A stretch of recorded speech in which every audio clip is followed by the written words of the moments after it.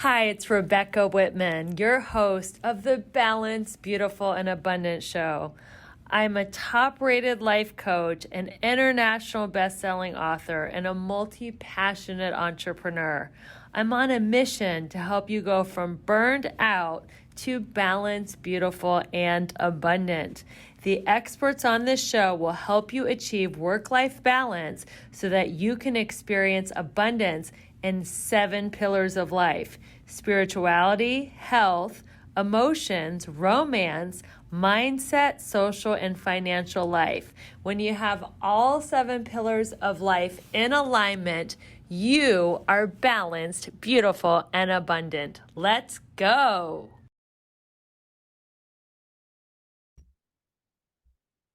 Hello, everyone. Welcome to the Balanced, Beautiful, and Abundant podcast. We are taking you from burned out, overwhelmed, frustrated to balanced, beautiful, and abundant.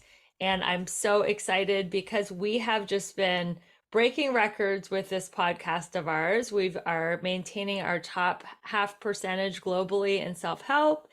And yours truly got voted top 5 entrepreneurs to watch by USA Today. And I'm just thrilled. I'm honored. I'm humbled. I'm surprised. And it's because of you guys, our dedicated listeners. You're sharing this podcast out and you're spreading the word. I have the perfect guest on. She is totally in alignment with the topic of our podcast, and I can't wait to tell you all about her. Welcome to the show, Beate Chelette. Thank you so much for having me, Rebecca. This has been a long time in the making, and we are finally here. We're finally here, and we just found out we're neighbors. We both live in Los Angeles. We could have done this in person, but we're going to do it over Zoom because why sit in that Los Angeles traffic if you don't have to, right? That's exactly right. So let me tell my listeners a little bit about your awesomeness. So Beate is known as the growth architect. She is the founder of the Women's Code. Beate provides visionaries and leaders with strategies that grow their authority so that they can scale their impact. She went from being an immigrant with over $135,000 of debt to selling her business to Bill Gates in a multi-million-dollar global deal. We're going to ask you about that. She is rated top 100 global thought leaders and the top 50 must-follow women entrepreneurs. She wrote a #1 bestseller called How to Go from Overwhelmed to Awesome. And she is a corporate trainer for major companies like Amazon, Chevron, Merck, and Johnson & Johnson. So this is a very impressive bio, and I'm so excited to learn about your story. Where are you from? How did you meet Bill Gates to sell him a deal? What was the company, and how did you become the growth architect? Tell us a little bit about your story, Beate. Yeah, and all of this in 60 seconds or less. You So, can take a few yes. minutes. Yeah, no. So it's all good. So I'm known as a growth architect, and that means that I literally architect growth. And what that means is that I take people who are visionaries and thought leaders, and they like to fly planes with big ideas, but they don't know how to land them. And I help them land the idea. And I do that in 1 out of 3 ways. I either help them to turn the talent into the business, or when they have the business model figured out, I help them how to get the differentiation factor figured out, which is the signature growth system. How can you put it all under one umbrella and make it a cohesive client transformational journey? And the third one is then once they have the first and the second, then how do we scale this to a multiple 6-figure or multiple 7-figure business? And what are the growth strategies to do that? So that's what I do. Originally, I'm from Germany, and I was, probably like most of everybody I've ever met in my entire life, the person that felt like they didn't quite fit in, and it was always awkward, and I wasn't the smartest one, and I struggled. Um, and then I had this idea that I was going to be a creative. And I was told, because we are in Germany, that the creative arts, that, there was so many applicants, not enough jobs. Why wouldn't I want to be a roofer or a secretary? And neither one of these, forgive me if that's your job listening, but neither one of those was really anything that made my heart be overflowing with passion. So I became a photographer anyway, and I started out as a photo editor at a small, kind of cool, hip magazine, then moved on to Elle magazine in Germany and became the photo editor of Elle magazine, which everybody would say, Oh, yeah, wow, you're I love that. 23, you're running the photo department of Elle magazine. You know, what did you do? I quit. And I quit because I realized early on that a lot of times, and this really fits into a lot of the themes, Rebecca, that you are talking about. When you are in a position of power, people will do anything for you, but it has nothing to do with you. Mm. It's your position. Yeah. It's not because they think you're bold. It's not that they think you're beautiful. It's not that they think you're abundant. Your position is bold. Your position is beautiful. And your position is abundant to them, potentially. Mm-hmm. And so that's when I quit. I came to the United States. And then I had about a decade of just unbelievable hardship to overcome and disasters and natural catastrophes. September 11th, a lawsuit, a really bad employee who had an idea run a business without me and had invoices that I wrote payable to them. And by the time I found out, I mean, it was just an absolute mess. Married a narcissist, pathological liar, alcoholic, which I didn't find out until I was already pregnant. And then next thing I know, I'm going through a horrible divorce in the middle of a massive recession. And then as I am in this lawsuit, right out of the recession, September 11th hits. And then Mm. I lose my entire production business in a day. So I went from, over the course of 10 years, from nothing to 300 to 400 to 500,000 back to 250. Eventually I'm at $1 million and I lose everything in an entire year. And the last bit, as I just said, was gone through September 11th. But I had this great idea, Rebecca, on how to build up a stock photography syndication for architectural interior images. And when my photographers, because my strategy was that I was going to go after the top tier, the A plus people in the industry. And so, first takeaway of this interview, don't bother with C level and with C players or B players, go straight after A players because you save yourself the time. And if you have the A players, everybody else is going to come anyway, and you don't even have to do anything for it. And I, I was able to secure great photographers, and the A-list photographers were photographing A-list celebrity homes and worked with A-list designers like Nate Berkus and worked with A-list architects like Geary. And next thing I know, I get these unbelievable at-home stories from these celebrities. Like I had Madonna's house, Francis Ford Oh my Coppola's God. house, and Terry Hatcher, Simon Baker, Seal. I mean, they just kept coming. And because I was a photo editor at Elle magazine, I knew how to put it together. But I was $135,000 in debt, and I didn't have any more money. And that's when we got to the cliffhanger of the story on how I avoided bankruptcy and then sold my business instead 18 months later to millions of dollars to Bill Gates. How did you get in contact with Bill Gates to sell this business? So the way the story goes is that Bill Gates at the time privately held a company called Corbis that he was 100% owner personally. So this had nothing to do with Microsoft. That was a business that he built when, if anybody read the road ahead, he was talking about that, he believed that in your home, the digital display would take over wallpapers. And that's why he bought these collections, because he wanted to put these images on these digital displays, which Mm. never really happened in that way. It happened in other ways, but that's why he started buying these companies. And before he knew it, he had bought so much content that it kind of took on a life on its own. And he was in a big race with Getty Images. And when they had bought a celebrity brand named Outline, they had no way to grow this business because it was a high touch business. other than adding another business unit to it. So they figured if they buy my at-home stories of celebrities, they could pair it up with the images of their celebrities and then sell more and have a higher ticket item, which was the reason why they bought me and only me, because I was the only player in the market that could offer them that particular unit. Is there any way we can see these pictures of celebrities' homes? Is there a coffee table book, or are these images just dispersed throughout the industry?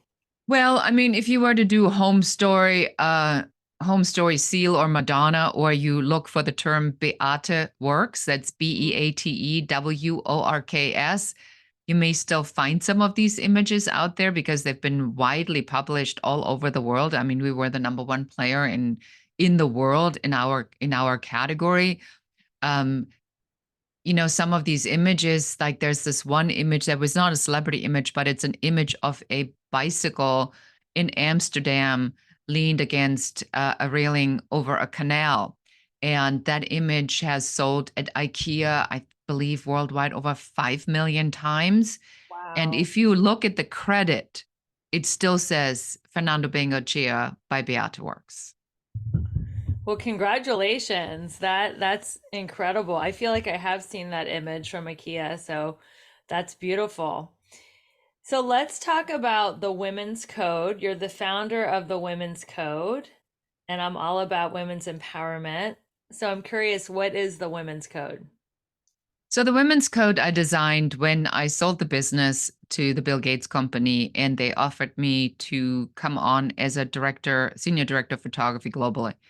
That I said, I am shocked at how women are treated in organizations, and I am shocked how women treat each other. Now, you kind of know how this oftentimes works, from middle school when the she tyrants and the queen bees and the bullying and that you can't sit at our table type of thing. But you don't really realize that this behavior kind of perpetuates into the job world, and some women just never seem to really entirely grow out of it. And things were happening where I would go to the bathroom and then I come out, my whole team had gone to lunch. And then I would say afterward, okay, what happened? I said, oh, we couldn't find you. No, you knew exactly why. You waited until I was in the bathroom and then you all bolted for the door, which, I guess it was also hinting on my leadership style, which at that time probably wasn't very good. But I learned that there is a lot of stuff that led me to believe that if we want to see real change in the world, women need to have a code amongst ourselves first. If I don't know how to treat you with dignity and respect, if I'm jealous if your podcast has more downloads than my podcast, if I'm jealous that you're cuter than me, if I'm, envious of your lifestyle, if I'm envious of any of this, we'll never go anywhere. Yeah. Because in abundance, we know that the message is there's enough for everybody. And the more prosperous I get, the more people I can help to be in prosperity as well. But women have still a scarcity thinking. And so that's why I founded the Women's Code, to give women some guidelines on what it actually means to have a code. I love that. I used to call that Code of the West, but I like the Women's Code. Code of the West, it for me, this was like a high school thing. If your friend went out with a guy, you don't go out with that guy. Like he is That to forbidden you. fruit. Hmm. Yes, forbidden fruit. That was the Code of the West. But you've even taken it into everything. And I totally agree with you, Beate. When women are mean girls or competitive with each other, it is because they are in scarcity thinking. Yeah. And most of the time, they're competing for men's attention. Like women have to look a certain way or be a certain way so they can get men's attention, and that there's limited amount of male attention or approval to go around. And that is what I call, being oppressed by the patriarchy. And one of the ways that I love women are rising up is they're creating solidarity amongst their sisters. And they're like, no, we're not going to compete for male approval. It only matters what I think of me, not what you think of me, not what men think of me. And the same goes with money or attention or anything else or podcasts. There's just more than enough. I like to say there's more than enough sand at the beach. So everybody can sit on the beach and have plenty of sand. So let's talk about overwhelm. That's a huge theme of the show. How to go from overwhelmed to balanced, beautiful, and abundant. And how do people know when they are approaching overwhelm? Like, how can they catch it before they get into overwhelm? What are some of the signs to look out for? I think for women specifically, it is an undefined tension. I, before I went on a trip to Costa Rica and I just come back from an ayahuasca retreat, I said to my husband, I said, I feel so incredibly tense inside, I can't relax. Hmm. So if it's difficult for you to relax, if you are doing things that add more friction to your life, like you're constantly looking at your phone, you've programmed your mind, your nervous system into overdrive. If you are always busy, if you have a hard time sitting down for 5 minutes, if you can't meditate for 5 minutes, if you can't take a deep breath because you have this pressure on your chest, you probably in overwhelm. Hmm. So if there are no more if there's no more pocket anywhere where you can give yourself permission, I wear a Fitbit. A Fitbit has like a 2 minute breathing program on there. 2 minutes. 2 minutes. Like you could go in the bathroom and do that. Mm-hmm. But when you're overwhelmed, oftentimes you don't even have time for that. Right. That's when you're overwhelmed. Those are very good telltale signs. If you can't even sit down and breathe for 2 minutes and just take a breath and a pause, then you're going too fast. And I think that is happening. It seems like technology has sped everything up. We can get so much more done from our phones that instead of creating more efficiency and free time, we're like addicted to doing more, more, more, more, more. And people are stressed. And stress is the number one killer. So it is really important to follow some of the principles we're going to talk about and just prevent overwhelm, because you can get where you're going without overwhelm. People think that speeding up gets them there faster, but sometimes you get to slow down to speed up because you're more mindful and you're more precise in what you do and you don't make as many mistakes. What do you think about that phrase, slowing down to speed up? I actually think that based upon what you just said, I had to learn this or remind myself again of this because our natural tendency is control. And the Mm-hmm. natural tendency of control is I have to do more. If I don't get what I want, it means that I'm not doing enough. And the educational system tells you that, your parents tell you that, your boss tells you that, the television tells you that, media tells you that, everybody tells you you need to do more. And this FOMO, the fear of missing out, is constantly fueled by internet marketing. Like, if you don't do this one thing, then the dominoes are not going to fall. You're going to be missing out on this one in lifetime opportunity. It's only available for 15 minutes. You got to go back to what we have control over. And first of all, I was just at this ayahuasca retreat, and then I went to an Abraham Hicks event, and Abraham Hicks is very big on law of attraction. And it's such a good reminder to say, what do we really have control over? What we have control over is the vision. What do I want? What does that look like? The objective, the goal, the vision. That's your job. The second part you have control over is receiving that. Because if I truly believe that 1 million downloads is what I want, then I need to be ready to receive the 1 million downloads. The sourcing, I mean, you have to do the actions that it takes to put things into motion, but the actual sourcing is done by one source. And one source is God, Spirit, universe, the energy that rules everything. So if you get to meddle with the one source and you try to tell the one source how you would like this to be delivered, that's never going to happen. That's the friction. Because then you're trying to convince the one source that you deserve what you said, which creates the friction that prohibits you from getting what you want. What does that mean? What causes the friction that prevents us from getting what we want? Just trying to control the uncontrollable because we're in resistance? Exactly. So if I, for example, say, I have a successful business. I believe I have a successful business. I know I have a successful, I hope I have a success. I hope it works out. I hope it works out is already friction. So Mhm. then you don't believe it enough. And the language that we're using, and and Rebecca, I'm probably just like anybody else. It's a constant work in progress. You always hear yourself talk about this. I don't have the money for this right now. Really? So the minute you say that, you already put it out to the universe that there's not enough money. So how are you going to reframe that?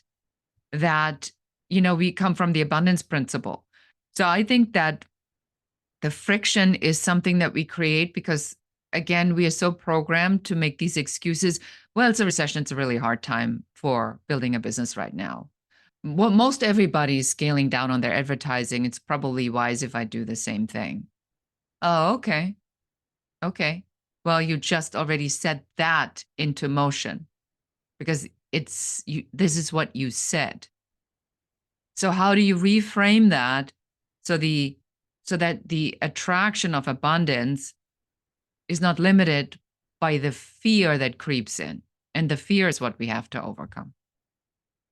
So how do we get ourselves ready to receive abundance? You said we're only in control of the vision and are receiving of it. How do we get into receptive mode? So this is something I've been really playing with. And it is finding a thought that gives you overflowing joy or that feeling. It's a song, your favorite song, and you go, oh, time I hear that song, it just makes me feel so good. That's a good start. My daughter had a baby 5 months ago, and I was in the room. Oh, So that the thought of seeing that, the crown coming, yeah. coming through the birth canal, and being there when my grandchild was born, that fills me. That just makes my heart burst. Yes. So you need to find that origin thought of joy. And on that thought, you spin that thought further and further until it gets bigger. And then it becomes a blanket. And then the blanket goes over everything. That's how you get yourself in that particular vibration. But you can't convince yourself. You can't enter into a screaming match. I'm abundant. No, you're not. Yes, I am. Bank account doesn't say so. Well, but I feel abundant. No, you're not. That doesn't get you anywhere. So it is better to say, the area in my life I'm so abundant with and I'm so grateful is love. I've been blessed to watch my grandchild being born. I'm already abundant. I can actually believe that thought because it's true. So there's Hmm. no friction, there's no screaming match. And then I can say things like, I wonder where else abundance in my life is going to show up because there's another no friction thought. I love that. One of my favorite teachers told me to have an attitude of curiosity rather Yes. than expectation. So Mhm. saying, "Oh, I wonder where abundance is going to show up in my day," and just, "Oh, I can't wait to see what happens. Where is abundance going to show up? What unexpected miracle am I going to receive today?" So it's asking yourself questions that don't create contrast, to use the Abraham Hicks term. I'm a huge fan, or friction. That is great. That is gold if you're listening to that. So let's segue into the authority conversation. I know you are a thought leader on creating authority and helping that, using authority to scale businesses. What does being an authority mean, and why is it so important, Beate? Yes. So the first thing I'd like to do, Rebecca, is I would like to just define what authority actually is, because that already gets confusing. Yes. Authority is not an influencer. That's an influencer. Mhm. Authority is not celebrity. That's a celebrity. Now, a celebrity may have influence, and an influencer, a celebrity may have authority over something, and an influencer may have authority. But the term authority really means an industry expert or a subject matter expert. If you want to be an authority, but you're really trying to be an influencer or a celebrity, you already have friction, which we just talked about. And that's why that typically not works, because it's a different business model. Gary Vee's business model is celebrity, Mm. not influencer. It's celebrity. That's why he has an opinion about everything and anything, and why he's anywhere with all kinds of different things and products that he endorses, because he wants to be a celebrity. That's a different model. For most of us, and for most of your listeners listening to this podcast, authority means you're an industry expert. So you first have to establish what the transformational influence is that you are the authority on.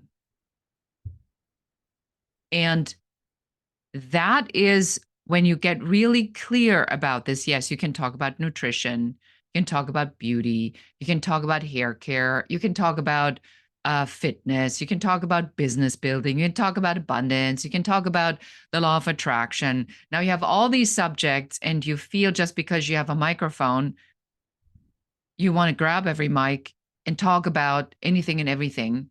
That's not authority, that's confusion.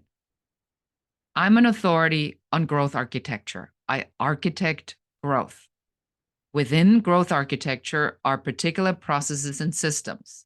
Mindset, action sets, skill sets are part on architecting your growth.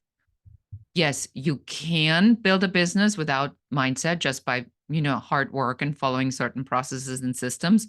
Ultimately, I don't think it's going to make you very happy, but it is possible. I also don't attract that kind of person, but it is possible.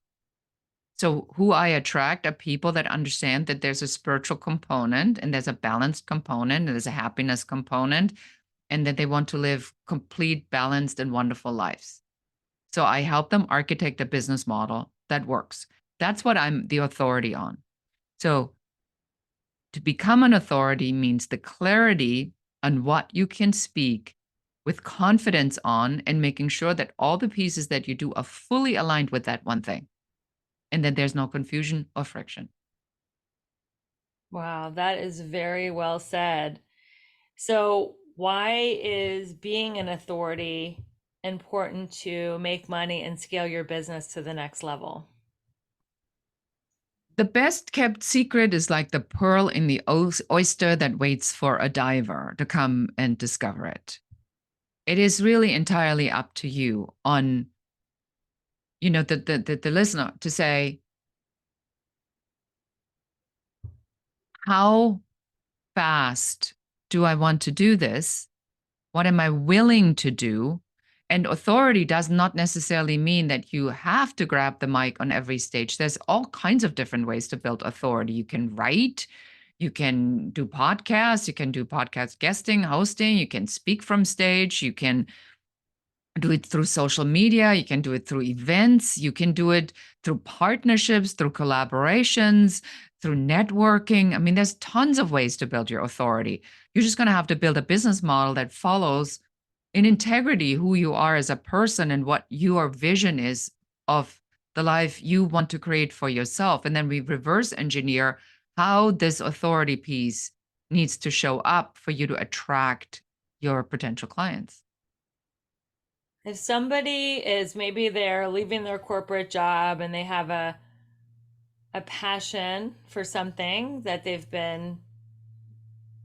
received transformation in. Just for the purpose of this example, let's say they were on a weight loss journey and they lost a bunch of weight. They want to launch a business in the health and wellness industry.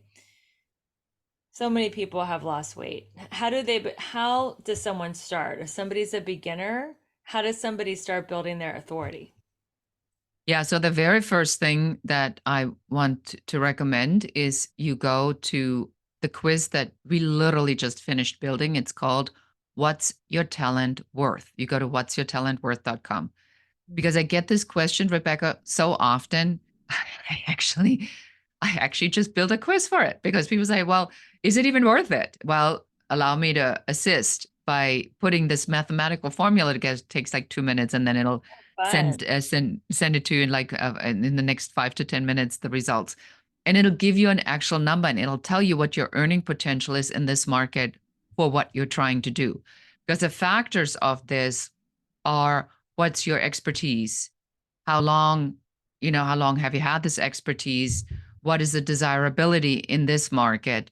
And so it calculates based upon these different factors, and it spits out a particular number. And then when you see that number and you see what your earning potential is, which I always would do before do anything else, is to say, and now what? Well, now you need to build the business model. You need to turn the talent into a business, which happens to be our very first program. And we revamped this. And that's why this interview with you is so unbelievably timely, because last year I was still in the high ticket world, and I saw that there was a significant shift in the market. And I know you did, you seeing the same thing, that there are more people that want to enter entrepreneurship and make their own dream happen, and less people that are looking for, $25,000 masterminds to join. I mean, that's just my opinion. That's just what I'm seeing. Yeah, I see that too. And so if we see that this is a trend in the market, then we have two choices. We either can go and judge everybody who's trying to do that, or we can say, okay, with my expertise of shortcuts and architecting growth, what can I tell these people? And I can tell anybody, I can help you build that business model in 12 weeks, and you'll have an actual functioning business model. Because I've done it, I've done this program a couple of years ago, and it's, we had over 22,000 people that have taken this program. And so I updated it and I said, well, what needs to happen today for that? So the steps are, figure out what your earning potential is. Mhm. Because you have to somehow figure out, is it worth doing in this market? And then design a business model. What I don't want your listener to do is now go from internet marketer to internet marketer. And you go and you look at one offer that says, I'm speaking from stage. Speaking from stage is great as an additional strategy in a business model. Speaking from stage is not a business model. Mhm. It is a vehicle. It's a tactic within a business model. So now let's say you do that. Now you get the next affiliate offer, and the next affiliate offer after that says, well, you need to make an offer from stage, which makes perfect sense. So you buy that. Now you learn how to make an offer from stage. Now you get the next affiliate offer and says, well, don't you need to create a funnel for that? Now you go, that makes sense. Now you start to create a funnel. Then the next offer comes, is like, how do you fill that funnel with leads? So you buy that offer. And next thing, you are in a reactive mode of, I wonder what the next thing is. And then the next thing will come. I rather have you design the business model first based upon your capabilities, your desire, your vision, your income goals, how much time you want to spend with your family. Do you want to travel? I mean, there's so many factors. And there's so many factors that go into this. You want to build it to suit you. And then we look at the external tactics and say, Is speaking an option, or would guesting be better, or hosting, because you never have to leave your house if you have small children? Why would you be 200 days on the road if you have a 2-year-old and a 4-year-old? That's insane. Right. These are great points. So if you're listening, take that quiz. It sounds really, really cool. I'm going to go take it. Too. I can't wait to see your number. I I can't bet it's a wait. big number. Yes. Thank you. I can't wait to take it. So, what are three elements to become an authority? So the three elements really are, you always need to work on your mindset. Mm-hmm. Mindset is absolutely critical. Clean thinking. Don't believe everything you think. You and I are big Abraham Hicks fans. It's a daily practice to keep yourself in that proper mindset. So you set your intentions, you set your expectations, and you have to keep practicing that forever and ever and ever. The second piece is growth, because you always want to look, where is the next piece? Where is the next growth opportunity for me? So if I have a podcast, how do I grow my audience? How do I get this in front of more listeners? How do I get better engagement? Is the topic of my podcast clearly defined? Am I guesting on podcasts? Am I clear on the one message I go on these shows? Am I getting engagement response from these podcast guesting opportunities? And the final piece is strategy. Strategy is everything. I know it doesn't sound sexy, and a lot of people go like, "Oh, Beate, strategy sounds so German." Um, but without a strategy, you're just a ship without a compass, sailing God knows where. And maybe you arrive and maybe you're not. So you must have a strategy to go anywhere. Okay, you heard it. Mindset, growth, and strategy. I'm taking notes on this podcast. This is great. Okay, so what are some common mistakes that leaders make in growing their authority? So what are some of the things that we should not do in building our authority in the marketplace? Don't try to be everything for everybody. And just because you can doesn't mean you should. And I was just I was just giving a talk this morning. I don't go on podcasts to talk about nutrition, Mhm. but I am very involved with the food that I eat. But that doesn't fit. So I'm not an authority on that. I don't want to be an authority on that. I don't talk about that. And it's a decision that I make. It's a strategic decision to say, authority building means you have a message that goes to an audience that has a problem that your authority can solve. And what you shouldn't do is anything that boycotts that. So the minute the message gets diluted, the minute you divert away from that audience to say, well, but women over 60 could also use that, but your core audience was a 30-year-old man, now you get now you get into trouble. That doesn't mean that somewhere down the road you can't expand another thing and said we came up with this hack and we found that this really, but to build authority, the focus is really required. Hammer down on that one message again and again and again with clarity. I'm the authority on this because people have this problem and I have a solution to this problem. And here's the person that has this problem. And my message is directed toward that person that has that problem because I have the solution. Stick with that. Stick to one pain point and one solution and one ideal client. So is that what you do forever? You just have like one offer for one pain point, or can you expand once you build your authority in one area? Can you be an authority in another area? Now, that is the best sneaky question I got. So I love that because you picked up on this. And this is the fear of everybody. This is why people don't do it, because they think they're forced into niching. Right. I'm for denichicizing. I made up this word because the nichicizing, I think, is a bunch of BS. So here's how we solve this in growth architecture. It's so simple. The longer you're in business, the more you know. And now somebody comes and tells you you have to niche down. And now you want to pull out your hair one by one. You said, that's ridiculous. It's a journey. My clients are on a journey. I can't just go and talk to them about selling. I also know, how to align the marketing with the selling and the team building. So we have the right thing and the leadership mindset. How can I, that would be preposterous. And then a classic, uneducated, not uneducated, but a regular consultant will say, well, that's what everybody says. That's just what you have to do. You get rich in the niche. So here's how you circumvent that.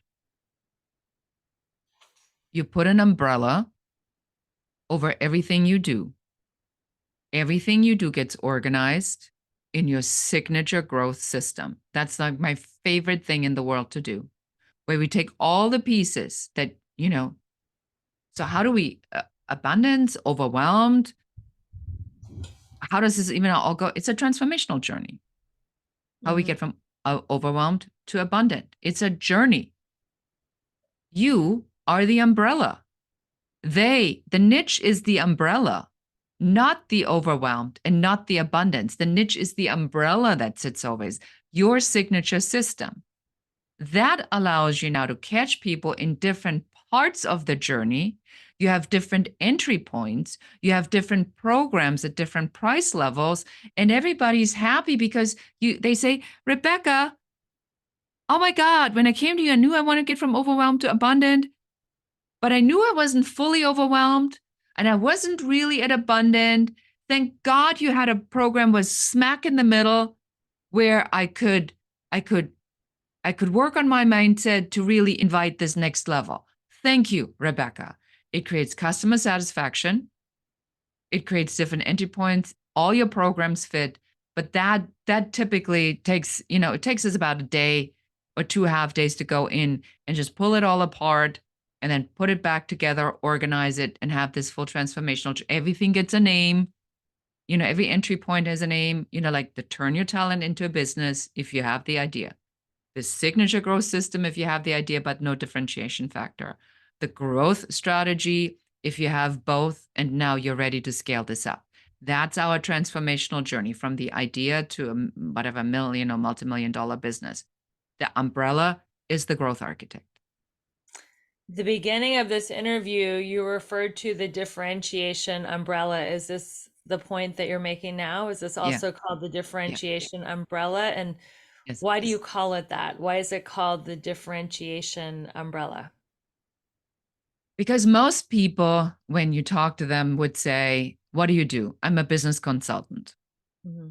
Then in their mind, they go, I neither have the money nor do I want to hire a business consultant. Conversation is over. But when I say I'm a growth architect, there is a 99.9% always a second question. Oh, never heard that. What does a business growth architect do? Now I can say I architect growth in these 3 different categories. Now they're thinking, oh, never thought about it like that. No, I feel like I got my business. No, my business model actually doesn't work. So I have a question for you, Beate, and now you are in the conversation that you really want to have. So the differentiation factor is, in my opinion, and I'm of course biased because I created this, but without that, it is so difficult to set yourself apart because then you're a podcast host. Then you have a mindset show. Then you have a business consultancy. Then you're a strategist. You're a life coach. And it sounds so generic that people then are forced to look at the differentiation factor, and that is price. And that is not where you want to be. So your brand, your title, your authority is a differentiation factor in your teachings, not there's a million coaches and the only thing that's different between all these coaches is the price. You want to be in a whole different category, and that's the Be in the differentiation. blue ocean. Yeah. Mhm. Yeah, I love it. Well, this has been a fascinating conversation. I'm so excited to continue it on your podcast. Yes, yes, yes, So yes. So everybody needs to check out the Business Growth Architect show because part 2 is right there with Rebecca. that's right. So check out her podcast. And how can people keep in touch with you? And we already talked about the quiz. You can go ahead and repeat that website and any other ways that people can interact with you. Yes. So the best way is, as I said, do something for yourself, figure out what your earning potential is. Go to whatsyourtalentworth.com. It takes 2 minutes. It's a mathematical calculation. And then we have to go behind the scenes and then a formula runs and we'll send you the report and then you'll know exactly what that number is. And if you heard something in this podcast where you say, I really want Beate's brain in my business, just schedule an uncovery session. Make sure you mention the show so you get priority treatment, and we'll help you figure out what's going on in the business. And if we can help you, we'll tell you. If we can't help you, we'll tell you. And if we know somebody who can help you, we'll tell you that too. So we're here. We're here to help and serve. And I'm everywhere as Beate Chelette and the Growth Architect. I'm hard to miss.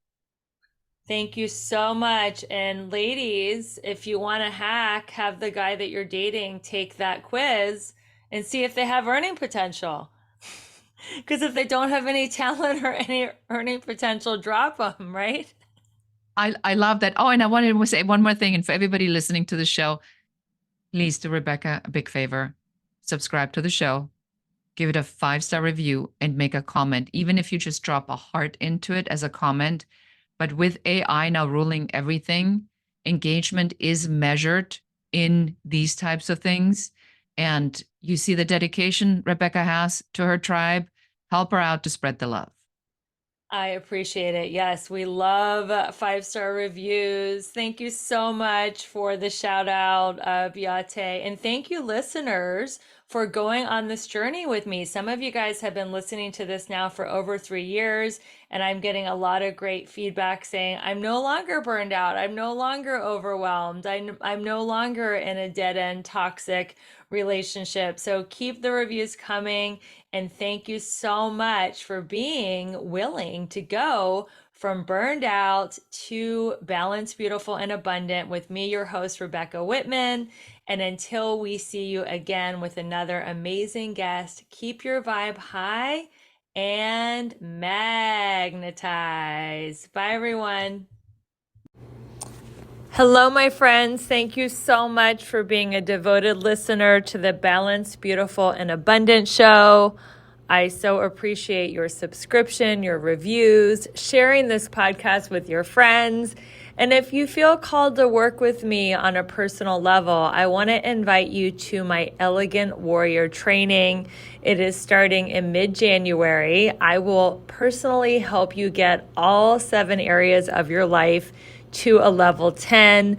That includes your spirituality, your emotions, your romantic life, your financial life, get your mindset on track, make sure you have a great community. And this is a 7-week group coaching class. If you want to learn more about it or just meet me, I would love for you to schedule a complimentary breakthrough call.